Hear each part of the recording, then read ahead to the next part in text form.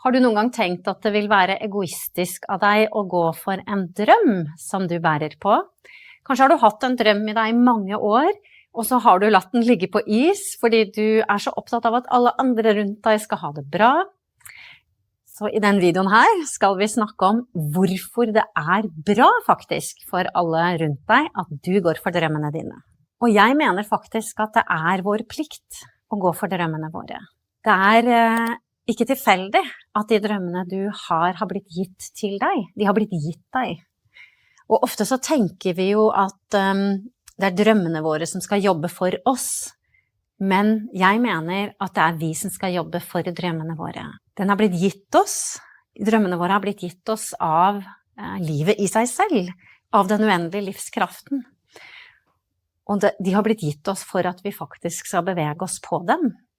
Og det er en grunn til det, og det er ikke tilfeldig, og jeg mener at det tjener ingen i verden ved at du spiller deg selv smått, og gjemmer deg selv unna, og ikke går for de drømmene som har blitt gitt deg. Så min mentor, da hun møtte sin mentor, og dette var på 70-tallet, og hun var da bekymret for at, ok, hvis jeg skal gå for alle disse tingene som jeg drømmer om, og det jeg føler meg veiledet til, så vil det jo gå utover barna mine, med all den reisingen, og ja, alle de tingene som det vil innebære. Og det han sa til henne, det var at barna dine vil jo se deg fullstendig høyaktivert i ditt eget liv, hvis du gjør dette. Og det synes jeg var så nydelig sagt. Noen ganger så misforstår vi egentlig hva som er bra for de rundt oss. At vi tror det er bra for de rundt oss, at vi skrumper oss selv sammen og gjør oss selv små, og ikke virkelig lar oss selv blomstre i våre egne liv. Og det min mentor gjorde var at hun fikk med seg sin daværende ektemann på et prosjekt, der de tok med seg de 4 barna sine, og 2 katter, og $300, og så dro de av gårde i en bobil, der de reiste rundt i landet på et fantastisk eventyr over flere måneder.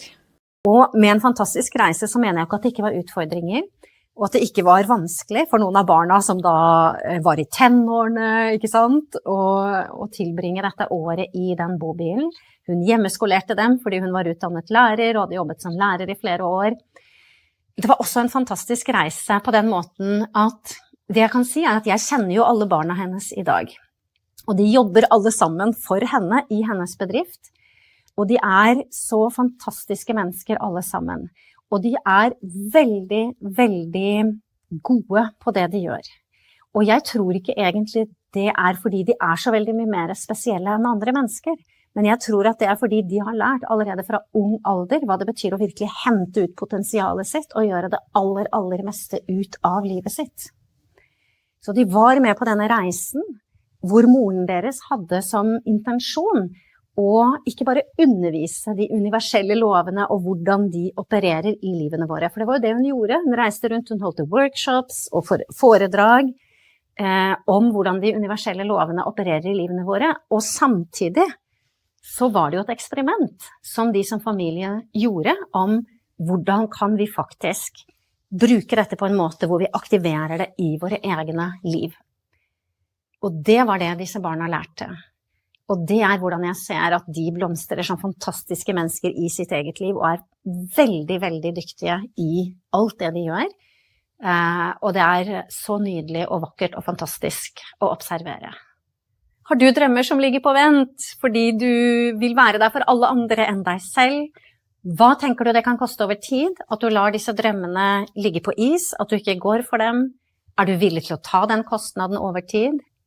Vær klar over det at livet det er risiko uansett. Vi kan ikke velge bort risiko.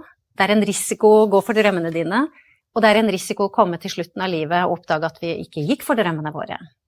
Så den risikoen, den kan vi ikke velge bort, men vi kan velge hvilken risiko vi tar. Hvis du ønsker å lære mer om hvordan du beveger deg fra en idé og til å gjøre den ideen til faktisk resultater i livet ditt, så har jeg et gratis 30 minutter online foredrag som du kan se nå med det samme. Klikk på lenken i beskrivelsen under her. Du kan også se på denne videoen om hvordan du følger drømmen din selv om andre rundt deg ikke støtter deg. Jeg støtter deg i hvert fall, jeg heier på deg, jeg vet at du kan gjøre det med de rette verktøyene og den rette støtten. Vi ses i neste video.